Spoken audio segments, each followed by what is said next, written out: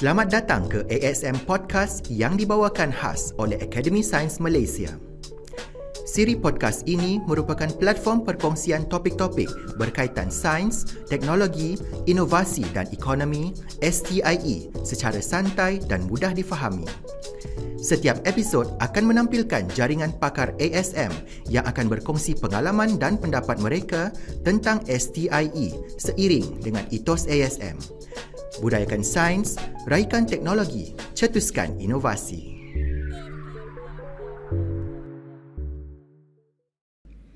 Assalamualaikum, hello and welcome to ASM Podcast. In today's episode, we have the first runners-up of the 2022 National Science Challenge, Cempaka International School, who represented Kuala Lumpur in last year's competition. The annual National Science Challenge is one of Malaysia's premier science competitions, geared towards secondary school students. Every year, we receive thousands of participants from schools across Malaysia who will vie for the title of champion, gain new knowledge and experience, and win amazing prizes.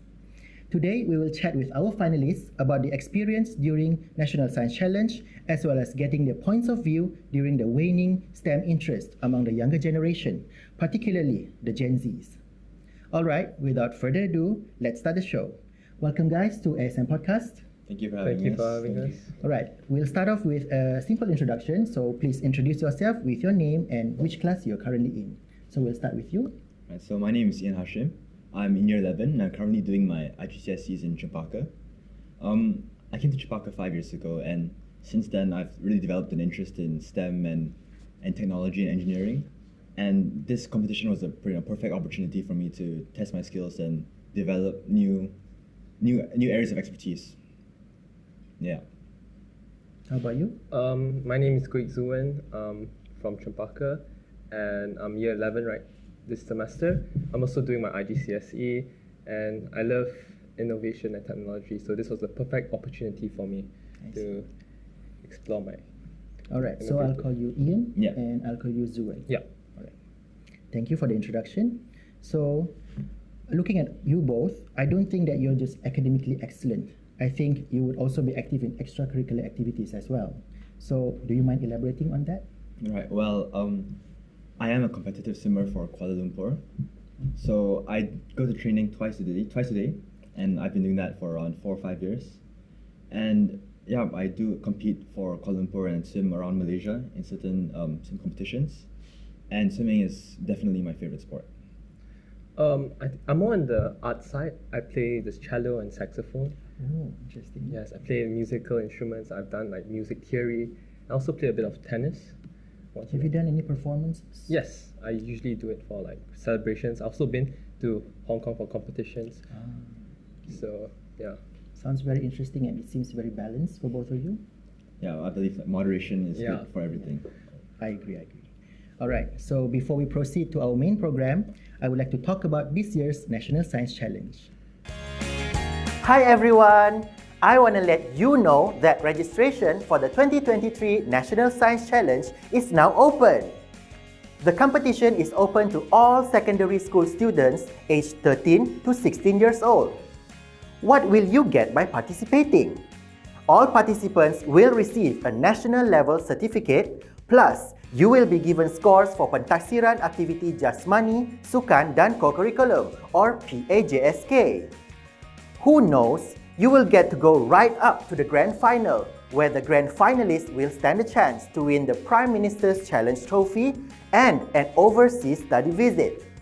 So, what are you waiting for? Registration is free. Register now until the 31st of May. Get more updates on the National Science Challenge via Facebook, Twitter, and Instagram. See you there!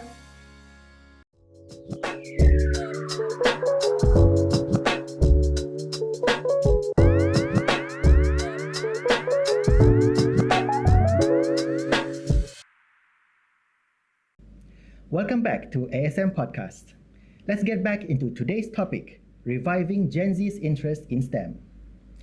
According to Encyclopedia Britannica, Gen Z refers to people born during the late 1990s to the early 2000s. Now, let this millennial ask our Gen Z guest here, What is a Gen Z from your perspective, and how is your generation different from the previous generation? Right. Well, when I think of Gen Z, I think of us as a generation of people who have grown up with technology and access to the internet, and that has allowed us to explore our interest and our curiosity, and allows us to be more curious than other generations. So we've been able to use the internet to search as many to Google all the questions that we have and to explore our passions. And I think that has made our generation much more inquisitive and curious than others. Yeah. Do you have a point of view on what is different about Gen Zs compared to our generation? Yes, so because of technology and Google and all these softwares, I think it's extremely beneficial for us compared to other millennials and other generations, because we get access to these information which they have not. And also it's because we are the latest generation. We have all these new and advanced technology which was more foreign in older generations. Yeah, I totally agree. Like, your generation has been very privy to more advanced technologies, which makes information searching is much more right. easier. Yeah, we have the world at our fingertips. Yeah. We're able to do It's anything very you want. You can learn. Technically, you don't even have to go to school. You can learn all the ChatGPT. subject material is online. So it really does. A world. It opens up a world of opportunities for you to learn. Agree. All right. So, based on data from Pusat STEM Negara, the percentage of students enrolling in STEM stream in 2022 is at 47%. From that 47%, only 19% of students took natural sciences, such as physics, biology, and chemistry. Furthermore, this 47% is a marked decrease from last year's numbers. In view of your achievements during last year's NSC, I'm positive that both of you are very interested in STEM. So maybe you have peers who do not share the same interests as you. So why do you think this is the case? So I think the STEM and the science is very saturated. I mean, there are billions upon people who actually study science. So I feel like it's very competitive. Some people fear they might not be able to compete and maybe cope with the work. And there's so many different kind of sciences, like nuclear science. There are a lot, like other branches of science, which can be a bit more challenging, as opposed to other subjects which are more simple and straightforward. Yeah, I think I'd add on to that STEM is a very demanding field. It's both mentally and physically exhausting, because you're going to commit to, say, an additional 5-10 years of education, and not many people would be willing to go through that field and go through that experience. So I think that's why that explains why there has been a decline over the past couple of years, especially now in this day and age, for our generation, where our attention span and our goals and objectives in lives are much more focused on enjoying life and not so much making money or studying.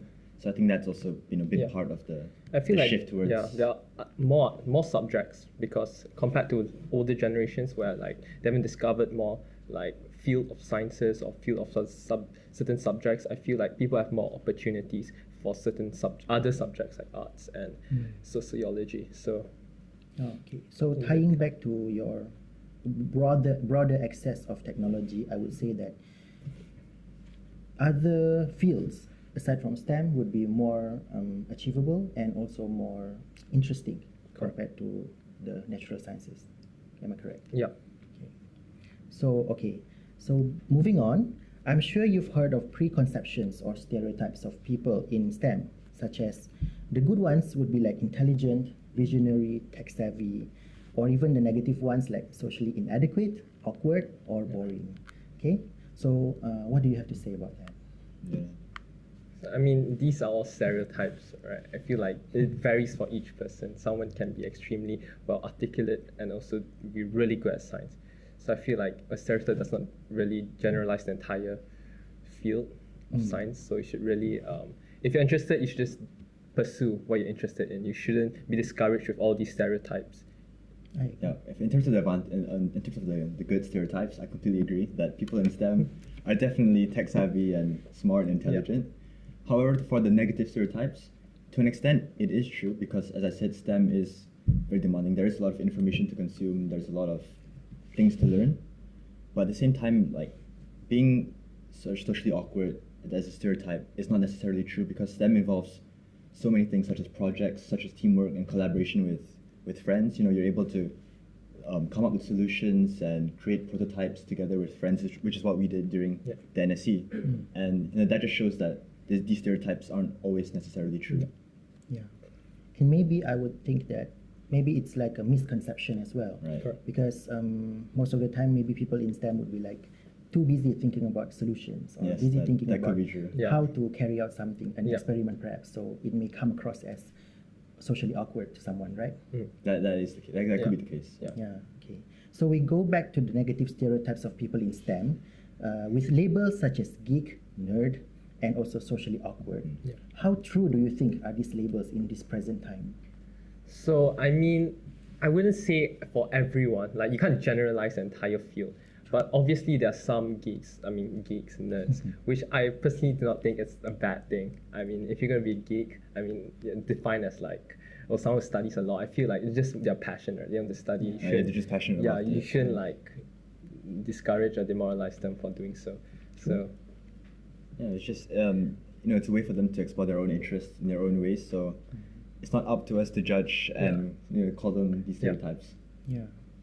And I think the recent movement would be to own back these terms, right? Like Yeah. it's not in a negative connotation, it's Right, something obviously. positive. You should be proud of who you are, what Yes, you like. obviously. Yeah. Of course.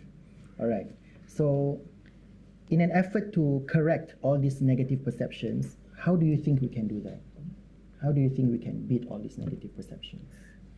Well, I think it just starts with raising awareness and educating people that STEM isn't just all math and it's not so boring. You really need to go a bit more in depth and show like the beauties of the science, like what each science entails. What you can. There's so much to learn in each science, and it's a very interesting field because it's so broad.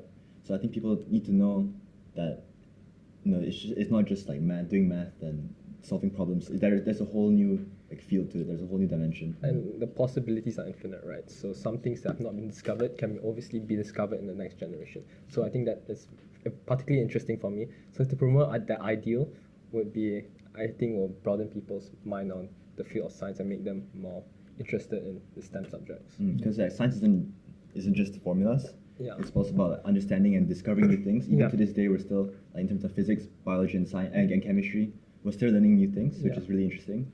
And I think not many people know that aspect of it, know that part of it. So it's important that we Yeah. educate them about that. Yeah, we can even use you as good examples of being balanced in STEM. Like you yourself is an avid swimmer, so I think that aside from the physical aspect of swimming, I think you can even relate swimming to certain scientific principles. Right, yeah. And for yourself as a musician, Yeah. so I think that there are mathematical aspects or like, Obviously. scientific I aspects. just want to music add as that well. that STEM is in almost everything in life. Like even for swimming, what comes to mind is the amount of math and engineering for, say, a racing suit. Yeah. That it's so much hours of math and engineering go into like just the right amount of carbon fiber into the tech suit, or the amount of compression on a certain muscle area, Yeah. just so you can get the fastest times. There's a lot of math and engineering involved in something as simple as swimming. Yeah. And that can be applied to everything in life, even like the table, the dimensions, everything is related to STEM. Okay, so based on what we've heard just now, it's clear that STEM was perceived as boring, difficult, and doesn't have a clear or bright prospect in the future. So now, as students in the field, I want to hear this coming from you. How do teachers, schools, or even the government can make STEM more interesting to attract students to choose STEM as the future academic and career path? Right. Well, I'd say that as of now, most schools offer a very linear syllabus that students are expected to learn, memorize, and not completely understand the topic. And then afterwards, they just regurgitate that information Yeah. onto an exam. I- But to make it much more interesting and to make students actually like doing STEM-related topics, I believe that there should be more project-based. Yeah.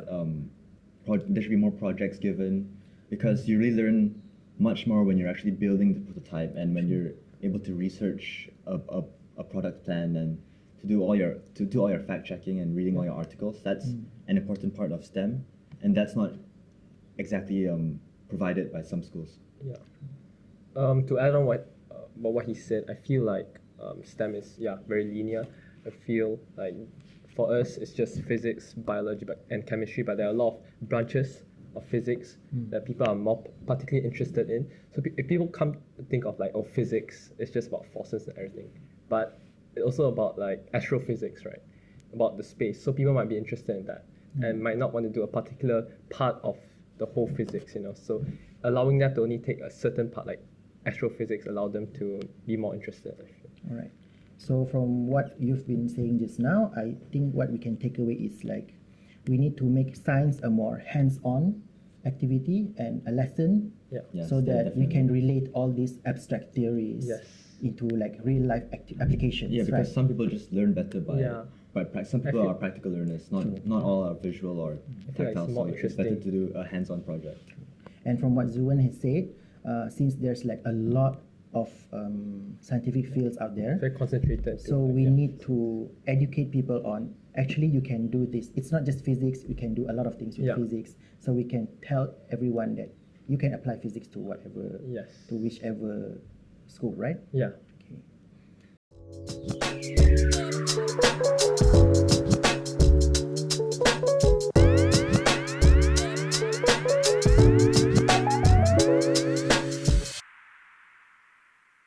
Welcome back, listeners. The National Science Challenge is not just a science quiz. NSC also nurtures the participants through various programs held throughout the competition that features mentors from ASM's Young Scientist Network, who come from a diverse academic background. So you guys have gone through the whole process from the preliminary level right up to the grand finals of NSC. So which part of the competition was your favorite and why? We can start with Ian. Okay, I think for me, my favorite part was the grand final, because we were able to go on stage in front of hundreds of people and solve questions and do a quiz. And it was more than that. We were able to present our prototype to try to impress the judges, to explain. And for me, it made me happy because all that hard work that we put in during the NSC, like building the prototype, creating videos and a product plan, it was a perfect way to end everything with a grand final where we could compete with like the 5 smartest schools from all around Malaysia. And we worked, it was a bonding experience with my friends and I. Together we were able to communicate and, solve questions, and together we got second for the Yeah. NSC. Yeah, so my favorite was obviously the grand final. I mean, you can't beat like standing on stage in front of thousands of people and answering questions on the podium. I mean, that's like a once in a lifetime opportunity, which I'm extremely grateful for. So also, as he said, it allows me to relieve myself because like all those hard work after like videos and projects and about like making the prototype and the slides. I mean, we made like about 3 videos, right? Yeah. 3 videos, which was tiring, but it all paid off. Tiring but enjoyable. Yeah. So that was the culmination of everything that came towards your journey in the National Science Challenge. So maybe you can talk a little bit about the semi-finals during that science camp that you've attended. Yeah.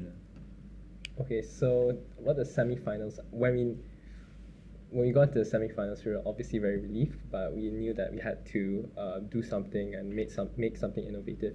So funny enough, they were like both traveling, so I had to like communicate to them. Yeah, via, it was a like, tough period as well 'cause because all 3 of us were abroad. abroad. So But we still managed to come together, and Yeah, so we did it's- have help from our Academic Mentor. Science Foundation mentor and our teachers. yeah. And together we were able to plan and edit our videos. Yeah. And that was also part of the challenge, not just the science aspect, but Yeah. we overcame adversity by communicating with each other and, Right. and working together to create the best possible solution. And also like the idea of the hexagonal saw tile was, I feel like, was an idea we all came up with because I thought about the hexagonal tile, and I think Ian came out with like the structure for it, so it all came together, and it was like really fun and interesting. It's an enjoyable experience. It's just a very opportunistic moment where like 3 small things gather to become one bigger Yeah. idea, Right, yeah. and it becomes a success. Yeah. All right. So, from your whole experience with NSC, what can you not get anywhere else, such as from schools, from your own lessons in class? I think it was just the fact that NSC was say a bit more in depth and required us to do things outside our syllabus. Correct.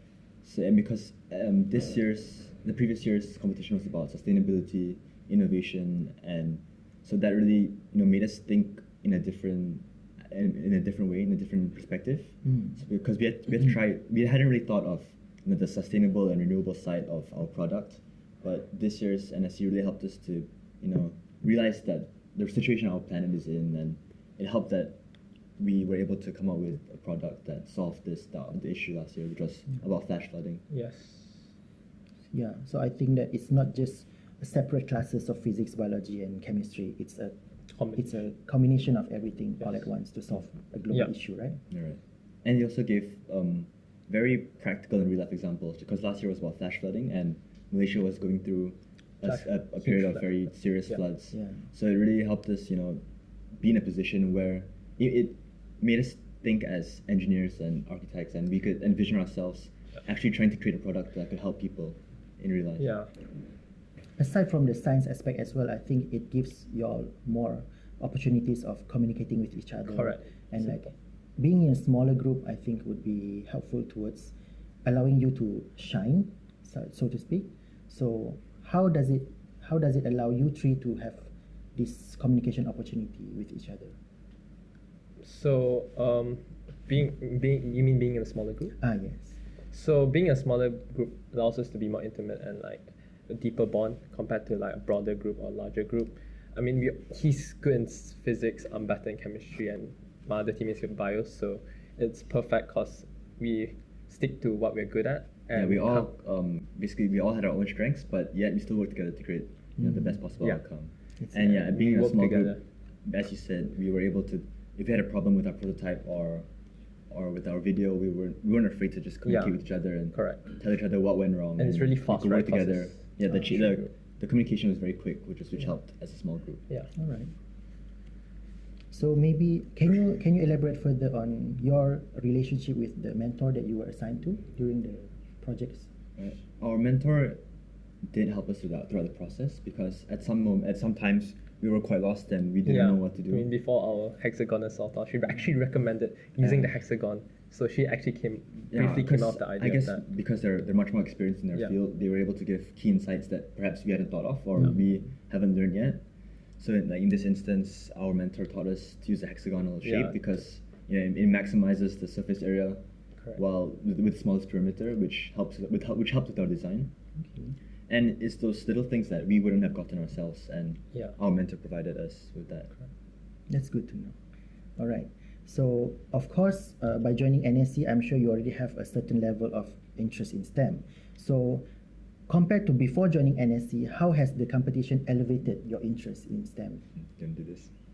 Okay, so before the NSC, I really thought much about the flash floods, but after joining NSC and after thorough digging and getting information, I realized that it's really such a big issue, and that there are other issues out there like climate change and global warming, which are still very much presented in our current generation that we have to solve.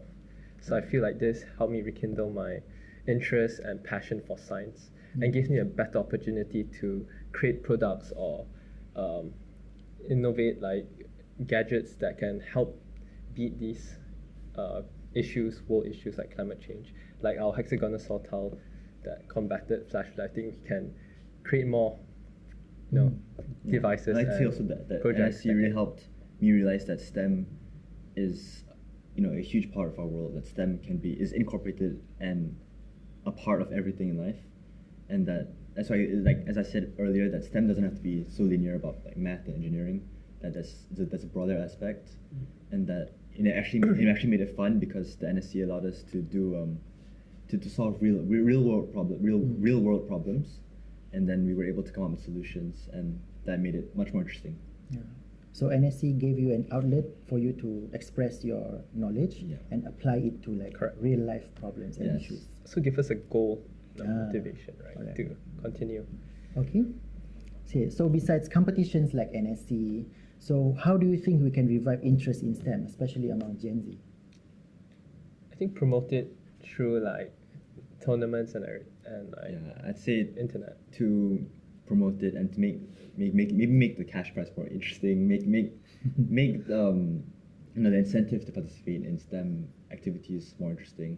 But also, it's important to just promote and spread Awareness. spread like things about the date of when the registration is going to open to other schools, because some people might not know about it or are interested about it.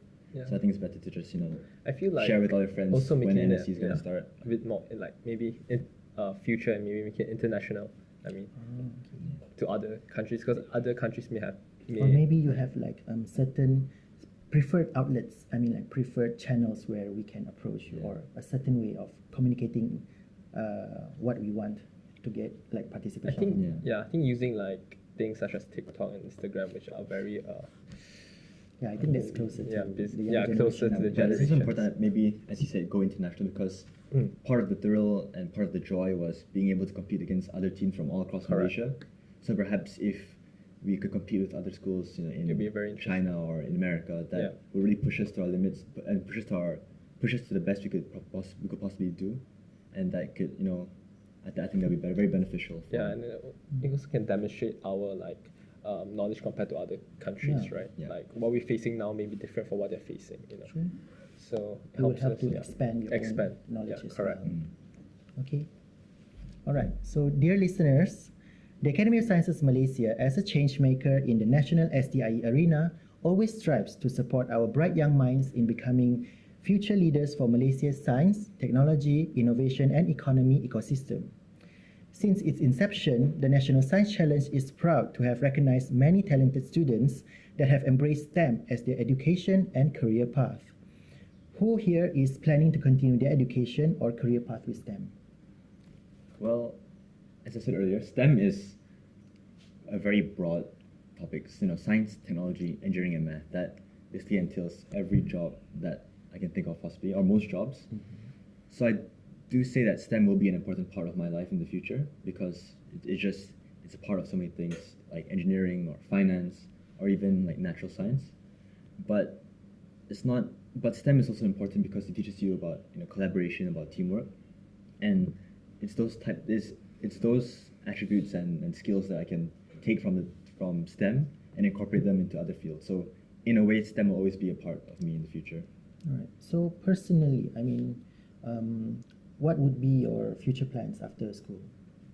Right. Currently, I am very interested in physics and math. So perhaps that is a choice that in the future that a field related to physics or something I could incorporate math and finance in. But yeah, still there are still some aspects of STEM in those fields. So as I said, STEM will be involved in my future. I see. How about you? Yeah, so I'm planning to do like biology and chemistry in my further studies, and physics, maths. So obviously all those four are part of STEM. Do you have a specific career path in mind? Like, what field of biology would you be interested in? Probably go into like natural sciences, funny enough, and like trying to get like biotech. Biotech. And for me, if you like me to go to specifics, I'm also looking at actuarial science or fintech, which is something new, which incorporates finance and technology. But yes, another important part of STEM is the technology aspect, and technology is improving so much these days. Like we have new AI available and new chatbots, and I think technology is the future.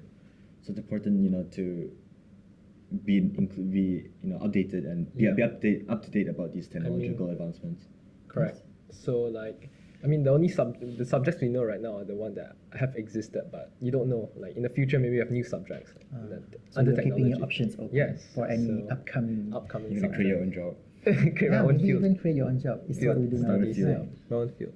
Okay, so going back to your career path and your preferred stream of your preferred career path, to say, do you have any local or international role models in STEM that you look up to? So, any international role model? I mean, Or local ones also? or can. local. So Maybe looking into biology or biotech, you have someone who is like a prominent scientist or like a prominent figure who is currently leading the way in this field that you're looking up to?